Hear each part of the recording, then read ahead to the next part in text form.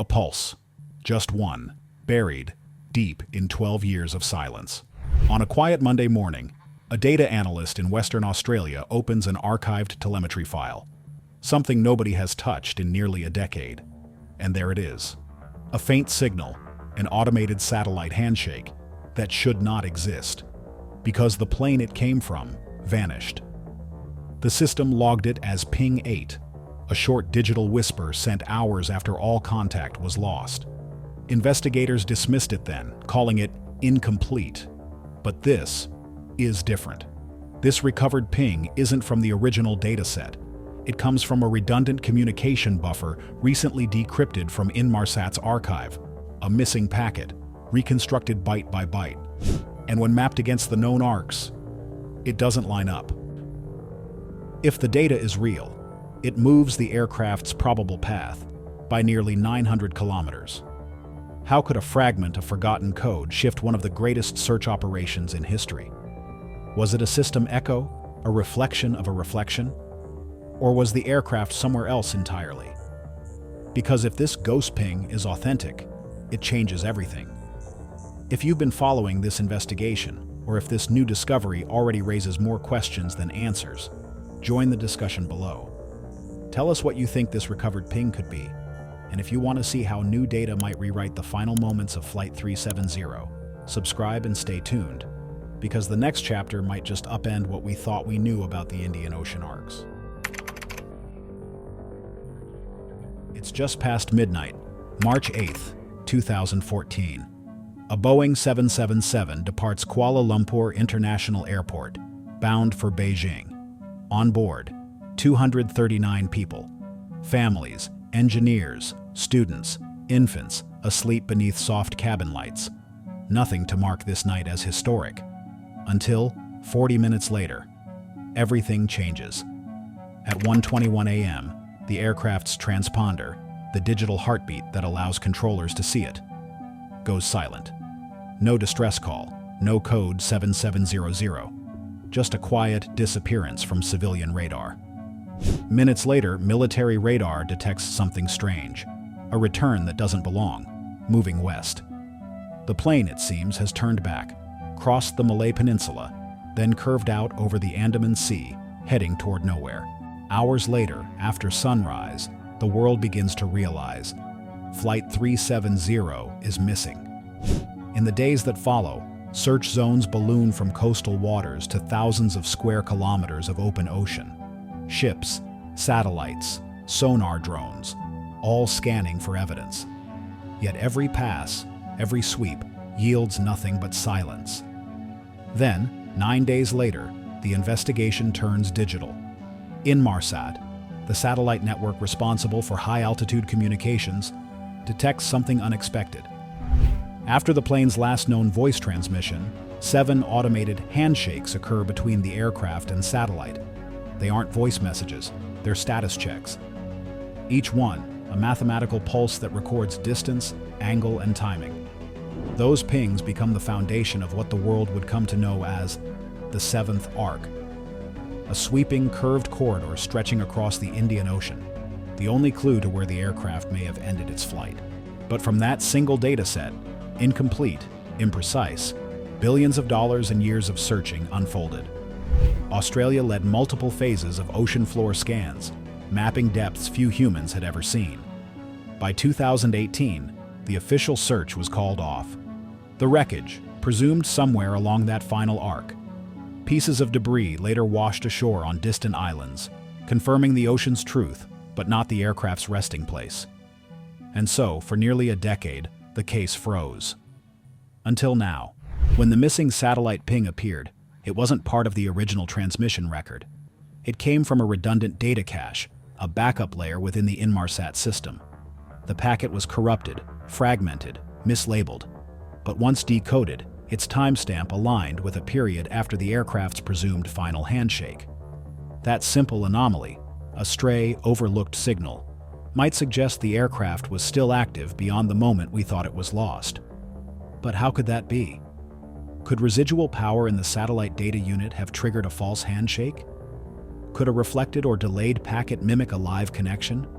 Or was there Something else still transmitting? Because when plotted, the ping doesn't fall neatly on the 7th arc. It shifts almost 900 kilometers northeast into a sector long dismissed as outside all probability. For investigators, it means one thing. Either the old models were wrong, or the ocean has been hiding the truth in plain sight.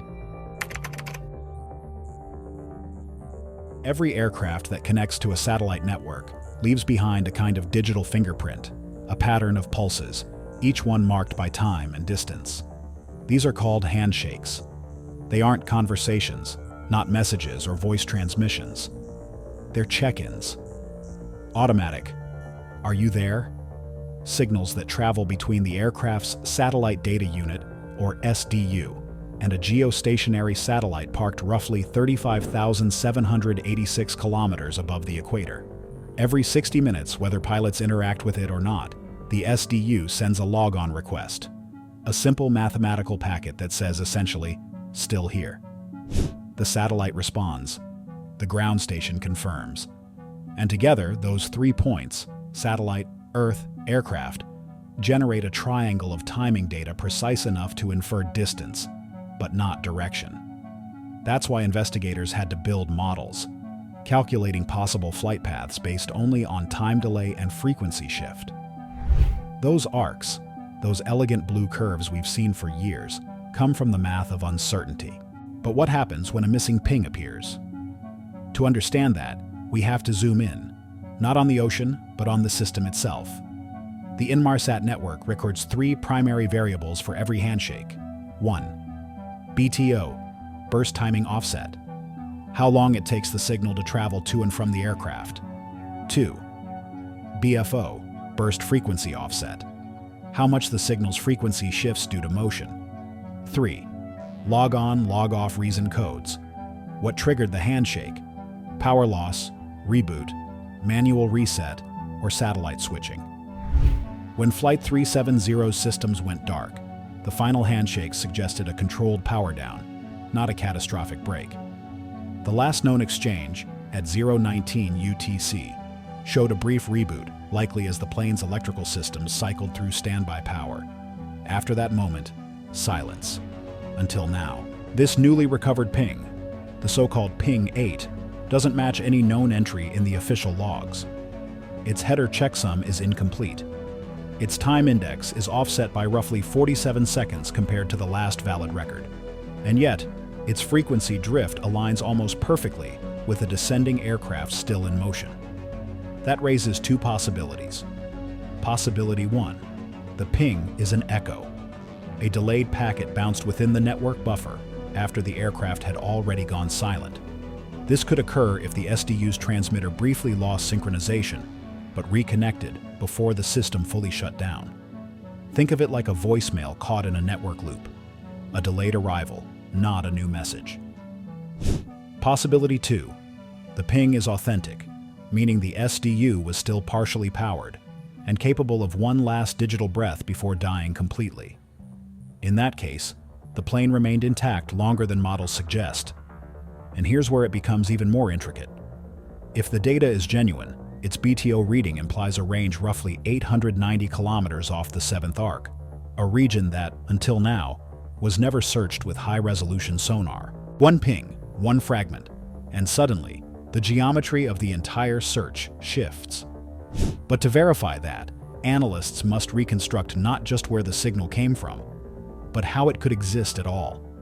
How did a supposedly dormant satellite buffer retain an unlogged packet for nearly a decade?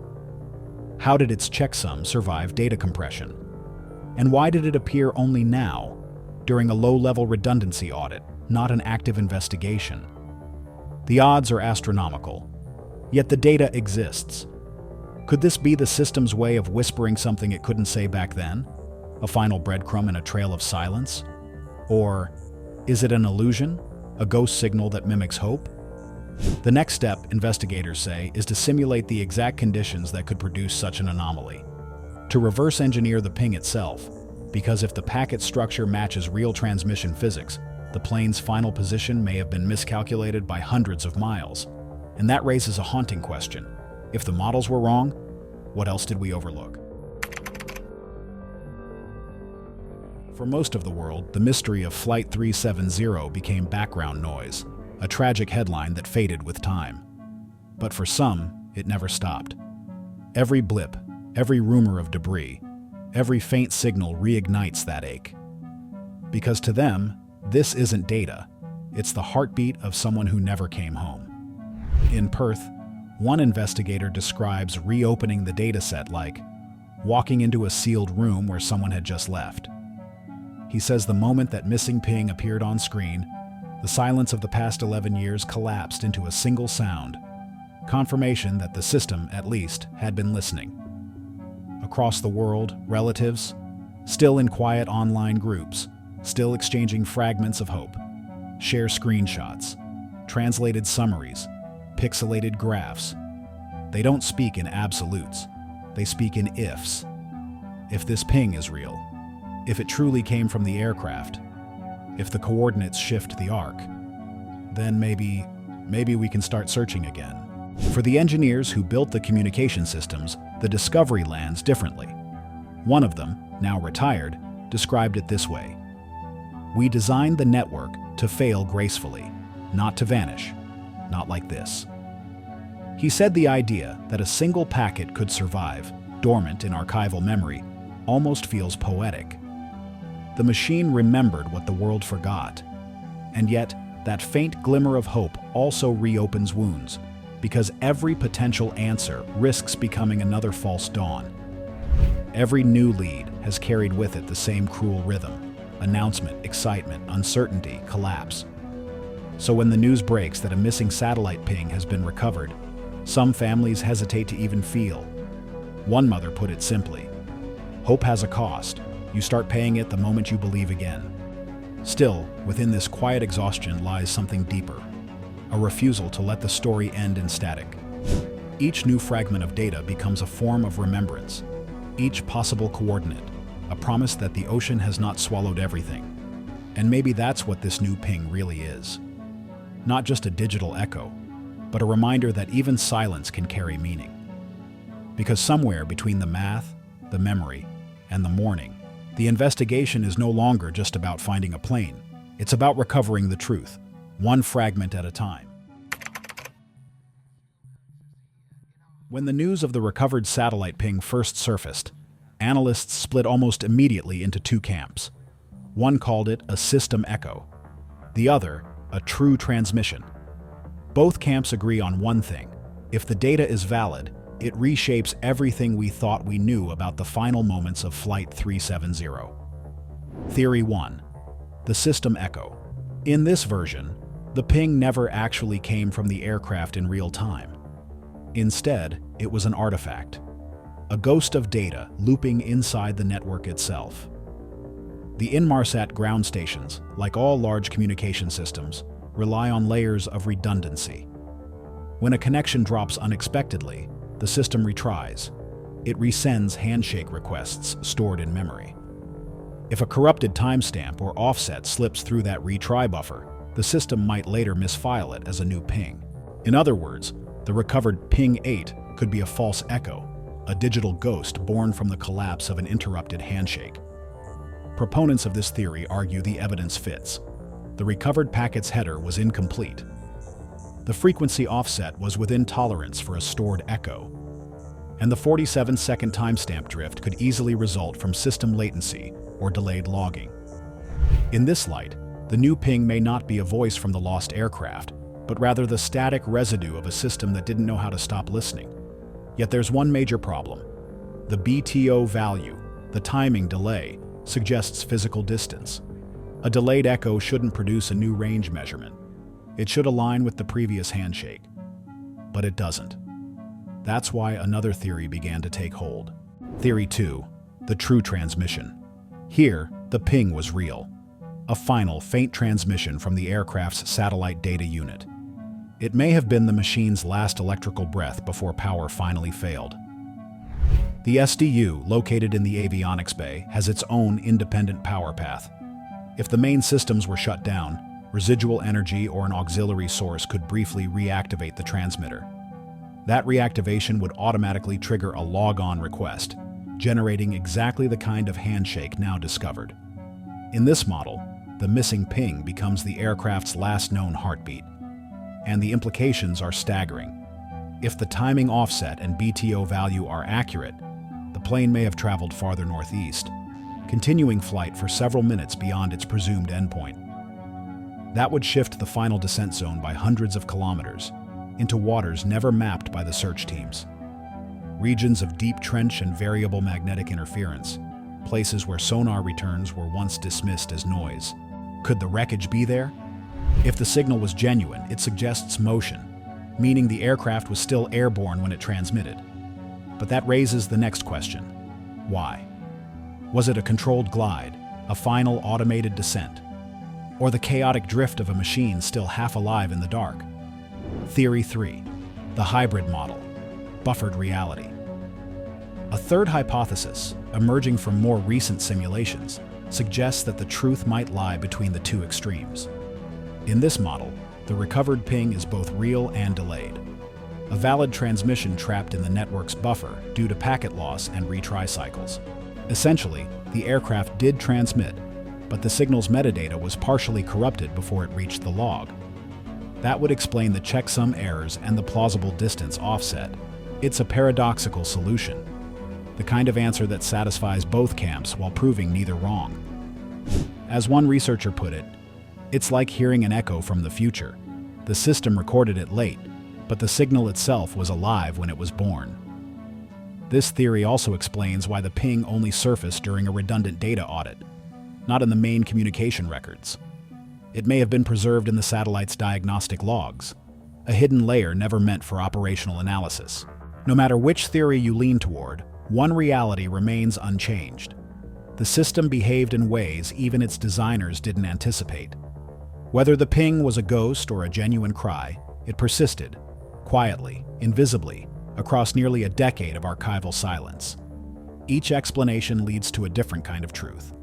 A system echo means we've been chasing shadows. A true transmission means we stopped searching too soon. A hybrid anomaly means the truth was fragmented, hidden within the machinery itself. So the question now isn't only what happened to the aircraft, it's how much can we still trust the data that told us where to look? If the models built from that data were wrong, then the ocean floor might be holding answers in the very place we never bothered to scan. For nearly a decade, the raw telemetry from Flight 370's final hours sat frozen, compressed in petabytes of global communication archives. It was complete, or so investigators thought. Every ping accounted for, every timing offset modeled. But when researchers fed the dataset into a modern signal reconstruction algorithm, something strange emerged. A gap, not an absence of data, an overlap, a fragment, just 27 bytes long, misaligned between transmission intervals. Too small to trigger an alert back then, too corrupted to decode, but just intact enough for 2025's machine learning tools to recognize. That fragment matched the recovered ping. It wasn't a ghost. It wasn't random noise. It was a real satellite handshake, partially malformed but valid within probability thresholds. And suddenly, what once looked like an anomaly became evidence. The breakthrough came from a new technique called redundant telemetry cross-correlation, a method that compares packet headers across thousands of partial transmissions to rebuild missing data points. Essentially, an algorithm learned the signature of valid Inmarsat handshakes, the rhythm of zeros, the pattern of error correction bits, and used that model to fill in what was lost. When applied to the 2014 dataset, it detected inconsistencies, tiny misalignments, sub-millisecond timestamp drifts, each one too subtle for human analysts to notice, but together forming the shape of something real, a hidden packet that shouldn't exist. When plotted spatially, the new ping's coordinates didn't fall on the original 7th arc. They landed 870 kilometers northeast, near the Broken Ridge Plateau, a zone barely touched by sonar in 2016. At first, skepticism was immediate. How could an unverified packet alter an entire oceanic search model? But as simulations ran, a pattern formed. When analysts recalculated drift patterns using this northeastern offset, the results aligned, almost perfectly, with debris found years later on Madagascar's coastline. For the first time, data and drift agreed. Verification came in 3 stages.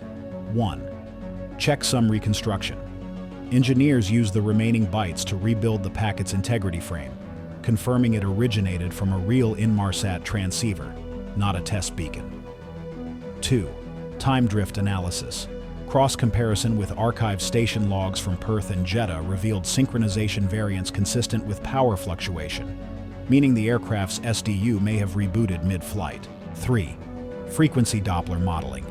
The signal's frequency offset was consistent with an object descending at 450 to 600 feet per minute, not plummeting, but gliding. If those readings are accurate, the aircraft didn't simply vanish in freefall. It may have been controlled, a power-managed glide into the ocean. That one detail, a steady rate of descent, reopens a question thought long closed. Did someone remain at the controls until the very end? The new AI-assisted reconstruction produced what investigators call the 8th arc hypothesis. This model suggests that after the final acknowledged handshake, the aircraft continued to fly on battery-supported systems for approximately 6 more minutes. That's long enough for one final handshake, the very ping we now see, before power faded for good. The coordinates, when overlaid with ocean floor topography, point to a narrow depression along the Broken Ridge Escarpment, a geological scar more than 5,000 meters deep. A place few submersibles have ever gone. This zone lies just outside the previously dismissed boundary of the original search. In other words, it was hiding in plain sight, a void between confidence intervals, where probability met bureaucracy, and both turned away. Now, the same governments and research teams that once declared the search complete are quietly reassessing. New survey vessels equipped with AI-assisted sonar and magnetometric imaging are reportedly being prepared. If approved, they could begin scanning the new arc within months. It's a quiet resurgence. No press releases, no promises. Just a reactivation of hope disguised as data validation. Because the implications are enormous. If the reconstructed ping holds true, then the search zone shrinks from millions of square kilometers to less than 100,000. For the first time in over a decade, the numbers have direction. The data doesn't prove what happened, but it points to a place, to movement, to something real beneath the surface. And in this story, that might be the most precious thing of all, a single coordinate, a new beginning carved from the silence of lost signals. The recovered ping is more than a blip of data. It's a crack in the story we thought was sealed. Because if it's real, if that signal truly came from the aircraft, then the world's most exhaustive search stopped, just short of the truth. For investigators, this revelation changes everything, not just where to look, but how we've been looking. For years, the search relied on models built around probabilities, not proof. We trusted the math, the drift patterns, the behavior of automated systems. But now, a single byte-level anomaly, one recovered handshake, forces a reckoning. If one ping could survive unnoticed in a system as monitored as Inmarsat's, how many other stories, signals, or truths are buried in forgotten archives, waiting for the right algorithm to listen? Behind the data lies a deeper dilemma. Because to reopen the search is to reopen a wound.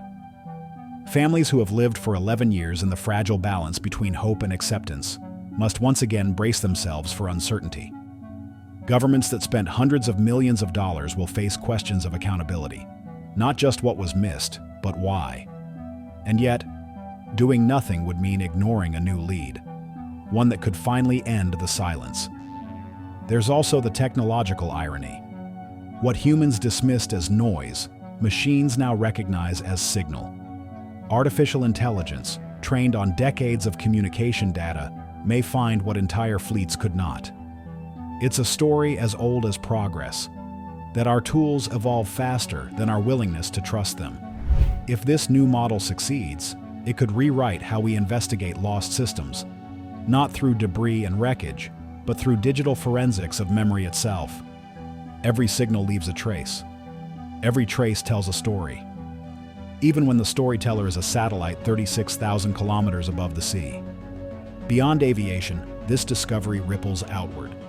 It challenges our assumptions about disappearance in the data age. We like to think nothing can vanish anymore, that with satellites, sensors, and global connectivity, every event leaves a footprint. And yet, for over a decade, a 200-ton aircraft eluded the most advanced detection systems on Earth. The missing ping suggests otherwise, that even in a world of constant surveillance, absence remains possible, and that the truth can still hide in plain sight. But maybe the lesson isn't just technological, maybe it's human. Because every investigation like this, every recovered byte or sonar return, reminds us of the tension between precision and humility, between what we know and what we can know. And in that space, mystery endures. In early simulation tests, autonomous underwater drones trace the new coordinates. The sonar imaging is still preliminary, too early to verify. But one of the test feeds returned something strange, a faint linear shadow at 4,900 meters, roughly aligned with the 8th arc trajectory. Too smooth to be rock, too regular to be chance. Analysts haven't released the image, not yet. They say they're waiting for confirmation, a higher resolution pass. But within the private data channels of the research teams, one word keeps surfacing: structure. Could it be debris, a fuselage, or just the ocean playing tricks again? Nobody knows. Not yet. But the renewed search, once just rumor, is now very real. Scheduled to begin within months, quietly, far from cameras, guided by coordinates derived from a single ghost ping that refused to disappear. So the story isn't over.